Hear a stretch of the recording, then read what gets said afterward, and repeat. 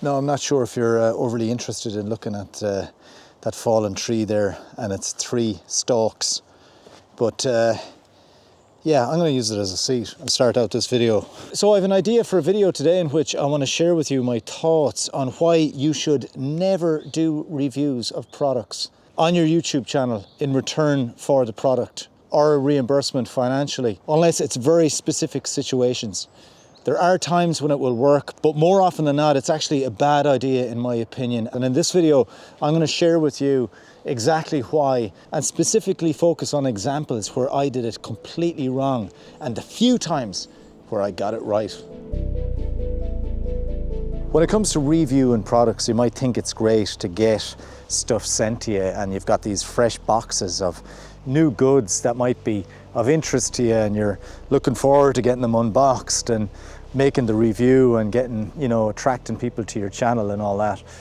But very often what will happen is you get sent stuff that you might think you like, or you might think that you're interested in, and that you might think you might enjoy making a video of, but realistically you mightn't be that into it. And that's happened to me a few times with YouTube videos where, a company will reach out to me, they might have seen me on YouTube and they'll say, look, we've got this new product, will we send it to you and you can do a review for us? So you get sent the stuff, you're excited about doing the video, but then you realize, okay, when am I going to get round to this? Of this happening, that happening? And all of a sudden those boxes of those products that you thought you wanted are just sitting there in your house, and every time you pass them, you say to yourself, oh God, I got to do that review. And all of a sudden then the thing that you think you wanted to do becomes a little bit of a stressor. And then the company might start emailing you saying, any chance of that review? It's a month now since we sent you this stuff. And then you're emailing them back and you go, okay, I'm getting to it. I just haven't had a chance to look at the products yet. And then you realize that, you know what, maybe this isn't so worthwhile after all, because you got to follow through with the review. And then sure enough, you do the review, may not do so well, and then you're left with the product and it's just sitting on your shelf. And that has happened to me on several occasions. So just be mindful, as the saying goes, be careful of what you wish for. One little tip I'd give anyone is to be clever about reviewing products. And sometimes you might be fooled into thinking that you can only review new products, but very often older products might be even more effective. I'll give you a quick example of this. When I started this channel, I reviewed the Sigma 18-35 lens, which was a really popular f1.8 lens at the time. I had less than 1,000 subscribers on the channel, and I also had very limited knowledge of lenses. But somehow that video caught on and it did quite well, and it got me well over 200,000 views. I couldn't believe it. So coming up to owning that lens for 5 years, I realized, I said, you know what, this lens is actually still quite popular. Maybe I should do a little review on the lens 5 years later, because people are still kind of into this lens and they're going to be looking for fresh content on YouTube. So I did a Sigma 18-35 5 years later review, and guess what, it did even better than the first review. Now that was for a lens that I paid for myself. I didn't get any company to send me that, nor did I plug any shop or outlet that were actually selling it. I just bought the lens myself. As it turns out, I ended up selling the lens. The lens was about 700 to buy and I sold it for about 400, so it only really cost me 300, and I used that lens for actually 6 years in total.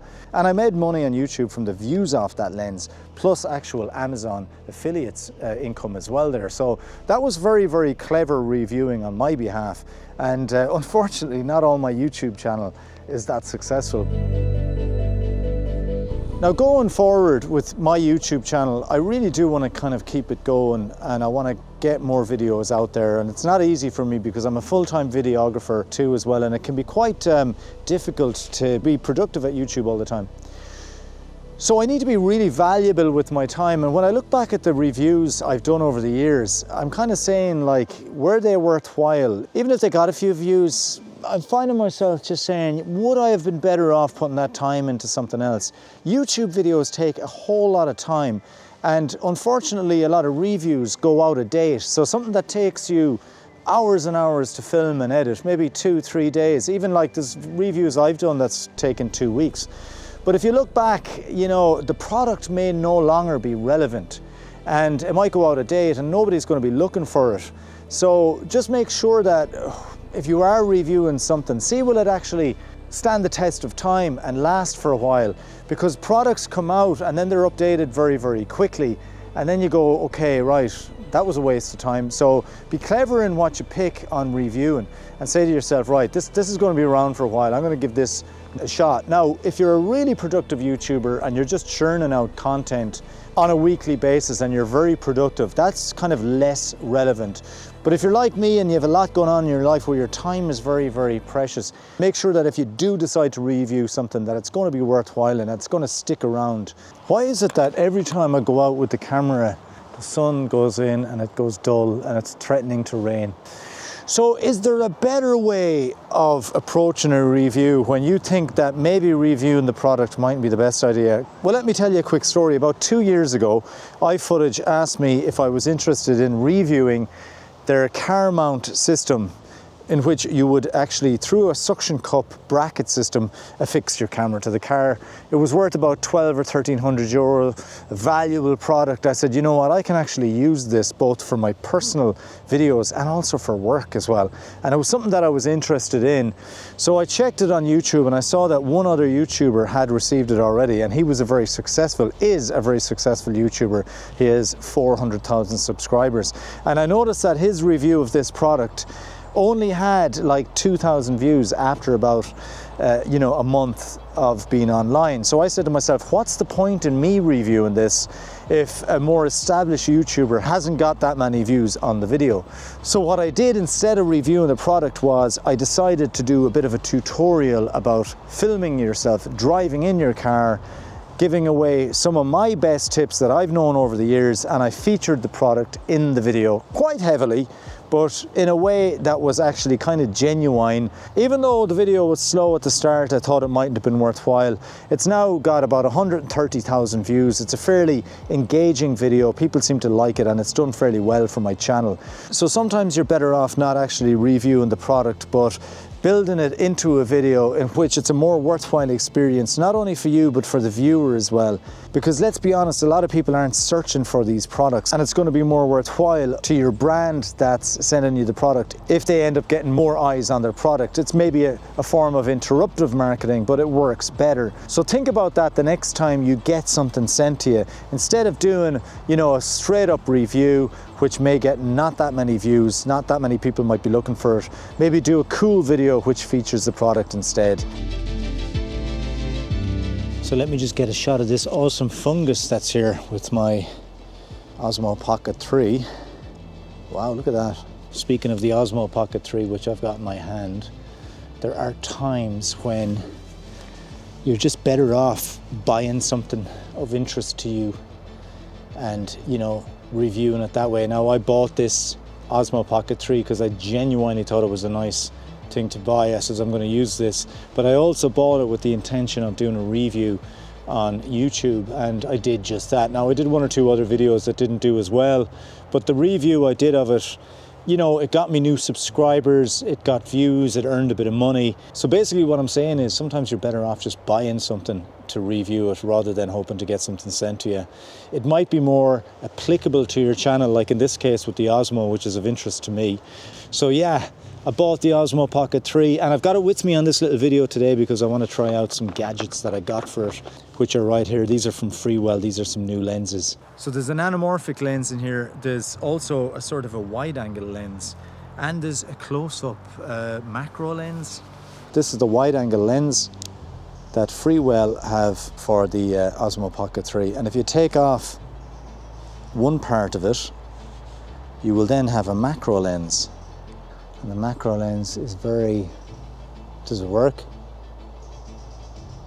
So if I take that off, I can put on the actual, so this is the anamorphic lens on the Osmo Pocket 3.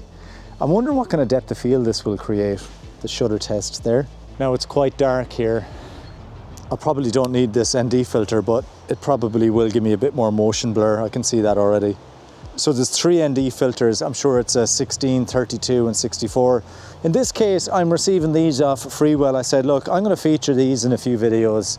I'll mention you guys I'll probably put something up on Instagram, but I'm not going to do a review just specifically of these. Maybe I should, maybe it would be worthwhile for my channel. You'd never know. And this is the thing with YouTube, you don't know if something is going to be actually worthwhile. Sometimes actually cheap products, little accessories may yield a lot of results, and it can be worthwhile for your channel. This comes off dangerously easily, and it fell off a few times when I was putting this in and out of my pocket, and I could have just lost it anywhere in this meadow. So look, don't be afraid to be critical of a product if you get it. When you get a product to review, very often what you'll do is you'll check to see who else has reviewed it before you review it, and sometimes you might even copy some of the content, to be honest with you. And I did a review of a product a couple of years ago called a Moza Slipod Pro. And in that video you can tell that I'm into it. I like the product, and this is a big thing. It's very important that if you review a product that you're sort of into it.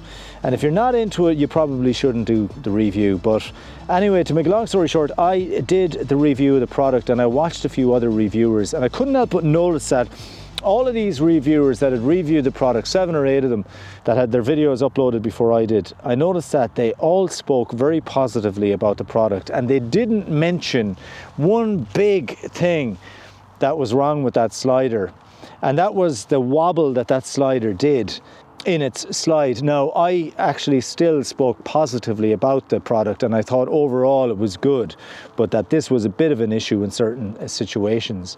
So my point is that when you're getting sent something for free, you sort of feel obliged to speak positively about the actual product, but that is not the right way of doing it. You should be honest. And in a lot of cases, I actually did fairly decent reviews, and because I pointed out 1 or 2 flaws, they didn't actually get in touch after that. Now, Moza haven't been really in contact with me much after that. Also, Synco microphones, who I did a really good review on their mics, but I did mention that the noise was a bit loud.